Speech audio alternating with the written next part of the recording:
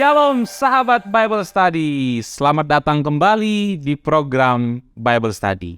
Sahabat Bible Study, di dalam kitab Hosea pasal 6 ayat 3a, Tuhan pernah berfirman demikian. Marilah kita mengenal dan berusaha sungguh-sungguh mengenal Tuhan.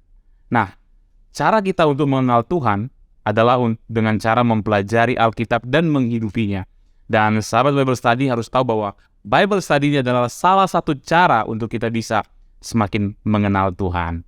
Dan agar Bible Study kita lebih lengkap, kita akan diajar oleh seorang hamba Tuhan. Siapa lagi kalau bukan Pastor Randy Chandra Dinata. Shalom Pastor Randy. Halo, hambanya. Luar biasa. Pastor Randy, hari ini seperti biasa pasti kita membahas sebuah topik yang seru. Dan tema kita hari ini adalah standar Alkitab.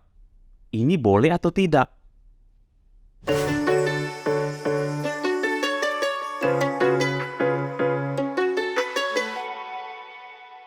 Sahabat Bible Study, Alkitab adalah dasar dan satu-satunya otoritas tertinggi dari kebenaran iman Kristen. Segala sesuatu harus kembali ke Alkitab, termasuk ketika kita berbicara tentang etika dan kehidupan Kristen. Namun, sebagaimana yang kita ketahui bahwa Alkitab itu ditulis pada zaman dan budaya yang sangat berbeda dengan budaya dan zaman kita sekarang. Ada banyak hal yang merupakan budaya sekarang yang tidak tersurat secara jelas di dalam Alkitab. Contohnya misalnya tentang hal merokok. Di dalam Alkitab tidak ada satupun kata rokok ditemukan. Nah, Pastor Randy, tentu pertanyaan yang klasik yang sudah sering kita dengar sebenarnya adalah apakah orang Kristen itu boleh merokok? Bagaimana menjawab ini, Pastor? Iya. Nah, memang kalau kita mau secara literal mencari kalimat dilarang merokok di dalam Alkitab, tentu kita tidak akan menemukannya ya. Saya perintah Allah ke-11, jangan mengingini milik sesamamu, 10, 11, jangan merokok. Nggak ada. Tulisan dilarang merokok biasanya adanya di pom bensin. Nah, jadi buat saya satu hal yang perlu kita ketahui terlebih dahulu adalah bahwa Alkitab ini khususnya Perjanjian Baru itu bukanlah sebuah tulisan yang mengatur secara detail, secara syariah gitu ya, mengatur dari ujung rambut hingga ujung kaki. Tapi kan kitab ini ditulis supaya kita boleh mengenal satu pribadi yang bernama Yesus Kristus dan bisa percaya kepadanya sebagai Tuhan dan Juru Selamat. Poinnya adalah itu. Dan kita tidak bisa menemukan segala hal dari ujung rambut sampai ujung kaki akan diatur di sini. Nah, disitulah pentingnya kita memiliki kepekaan dan juga Roh Kudus yang akan memimpin kita, memberikan hikmat kepada kita. Nah, namun memang di dalam Alkitab kita pun akan menemukan ayat-ayat kunci yang bisa membantu kita untuk bisa memfilter, bisa membedakan hal-hal mana saja yang pantas untuk aku lakukan dan mana yang tidak. Ya, contohnya kita buka di Alkitab kita dari 1 Korintus pasalnya yang ke-6 ayat yang ke-12. Di situ firman Tuhan berkata demikian, segala sesuatu halal bagiku, tetapi bukan semuanya berguna. Segala sesuatu halal bagiku, tetapi aku tidak membiarkan diriku diperhamba oleh suatu apapun. Kata kuncinya adalah apakah hal tersebut berguna atau tidak.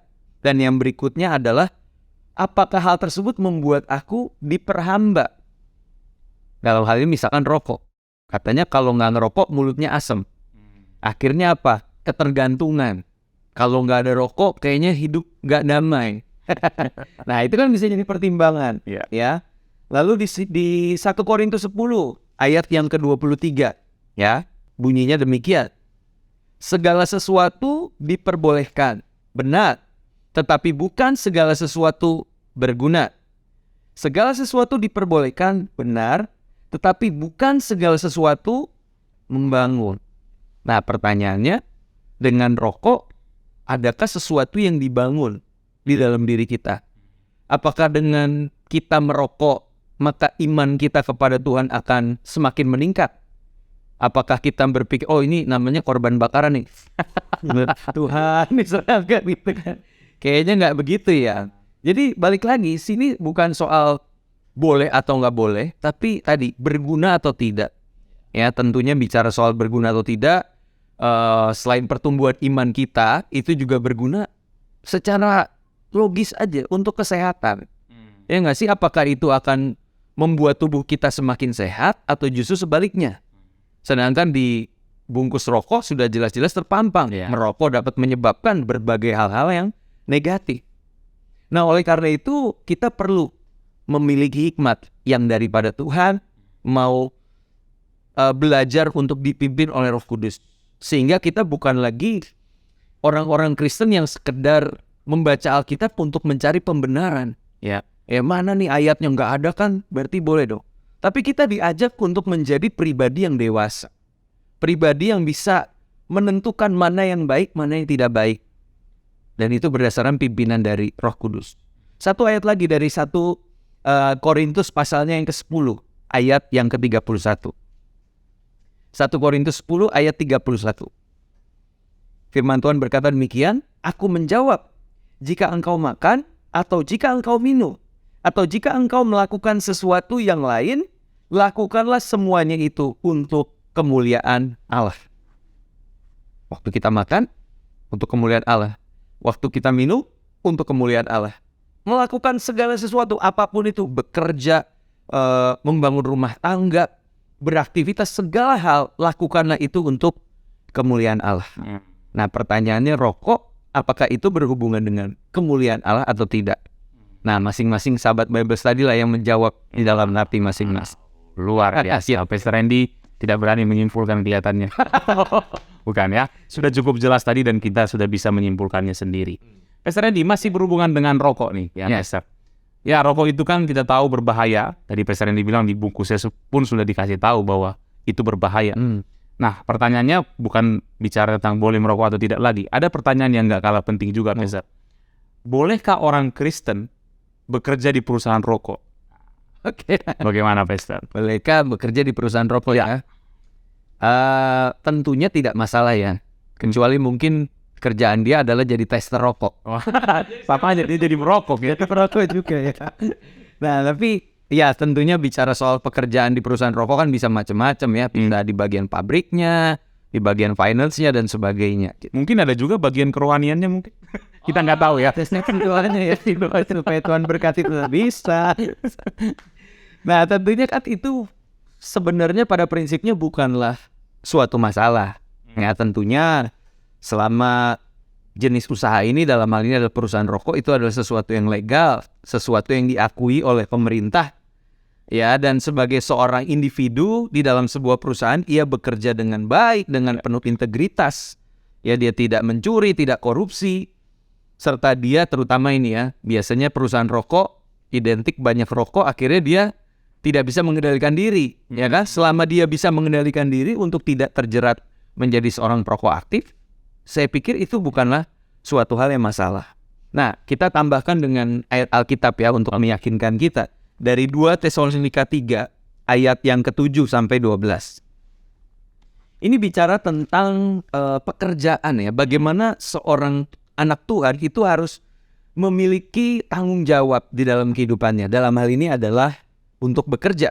2 Tesalonika 3 ayatnya yang ke-7 sampai yang ke-12. Ini ada beberapa nasihat dari Rasul Paulus ya. Kita akan bacakan ayat demi ayat. Sebab kamu sendiri tahu bagaimana kamu harus mengikuti teladan kami. Karena kami tidak lalai bekerja di antara kamu. Ya, bahkan seorang Rasul Paulus sekalipun ya, dengan begitu banyak tanggung jawab pelayanan yang dia miliki. Namun dia tetap menjaga integritasnya untuk tidak menjadi seorang yang meminta-minta kepada jemaat, yang tidak bertanggung jawab atas kehidupannya. Namun di sini dikatakan kami tidak lalai bekerja di antara kamu.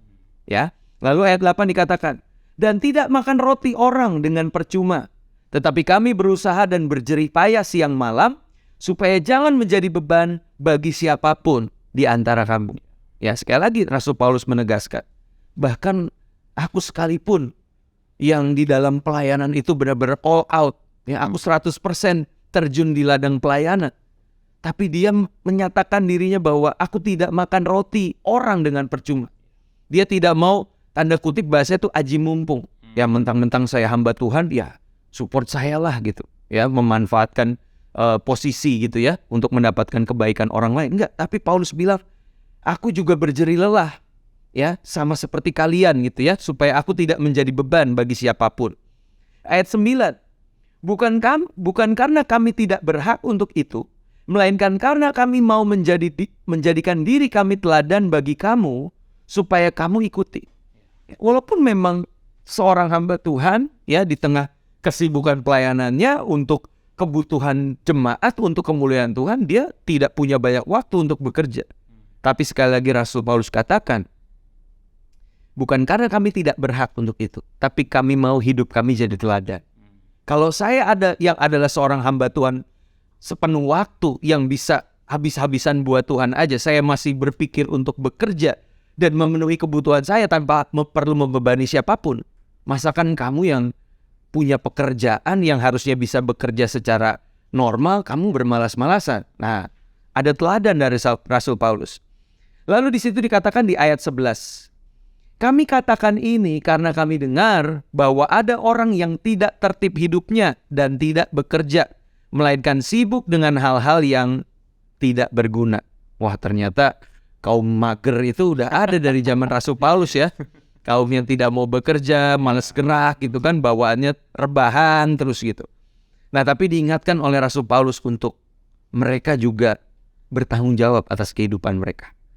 Lalu ayat 12 berkata, orang-orang yang demikian kami peringati dan nasihati dalam Tuhan Yesus Kristus, supaya mereka tetap tenang melakukan pekerjaannya dan dengan demikian makan makanannya sendiri. Ya, jadi Rasul Paulus mengingatkan mereka untuk ayo bekerja sedemikian rupa sehingga mereka makan makanannya sendiri. Mereka tidak menjadi beban buat orang lain. Nah, kalau kita tarik kepada pembahasan kita kali ini, setelah kita tahu bahwa it's not a problem untuk kita bisa bekerja di perusahaan rokok, ya bekerjalah sebaik mungkin. Jadikan itu sebagai bentuk tanggung jawabmu di hadapan Tuhan, bahkan pengabdianmu kepada Tuhan. Nah, itu menjadi catatan penting. Nah, tapi bicara soal itu ya, seringkali kita katakan rokok itu kan membahayakan kesehatan. Lalu orang yang mau bekerja di perusahaan rokok tuh kayak kontroversi gitu. Nah, tapi saya mau coba untuk kita merenungkan hal yang berbeda ya. Bagaimana dengan makan makanan yang berkolesterol? Makan makanan yang membawa kita kepada berbagai macam penyakit darah tinggi, gula, dan sebagainya. Kenapa rokok ini bisa terus disoroti sedangkan hal-hal ini juga berbahaya loh sebenarnya, tapi dianggap sepele. Ya, bahkan sorry to say, ada beberapa hamba Tuhan yang berpulang bukan karena mati martir, tapi karena berbagai macam penyakit yang ditimbulkan oleh makanan. Nah, apakah dengan hal demikian orang Kristen tidak boleh bekerja, let's say di sebuah restoran yang mengandung makanan berlemak misal? Berbahaya juga itu padahal ya. Iya, itu bukan menjadi sebuah masalah kan. Jadi saya pikir kita harus berpikiran lebih jernih, lebih lengkap ya, bahwa bahaya itu bukan cuma di rokok loh, khususnya bagi para hamba Tuhan ya. Makanan itu harus dikendalikan juga. Dan mungkin yang perlu kita perhatikan juga, lebih baik bekerja di perusahaan rokok tapi kamu makin bertumbuh mengasihi Tuhan daripada kamu bekerja di perusahaan rohani tapi kamu makin jauh dari Tuhan. Betul. Luar biasa sekali Pastor Randy. Pastor Randy, masih banyak pertanyaan tentang standar-standar Alkitab yang ingin saya tanyakan kepada Pastor. Tapi kita tahan dulu supaya kita nanti bisa bertemu lagi di part berikutnya. Tentu dengan topik yang sama, standar Alkitab ini boleh atau tidak. Jadi sahabat Bible Study, jangan pernah lewatkan program Bible Study karena saya dan Pastor Randy akan membahas bagian ini di part berikutnya. Akhir kata, kami undur diri. Sampai jumpa lagi di part berikutnya. Tuhan Yesus memberkati. Bye-bye.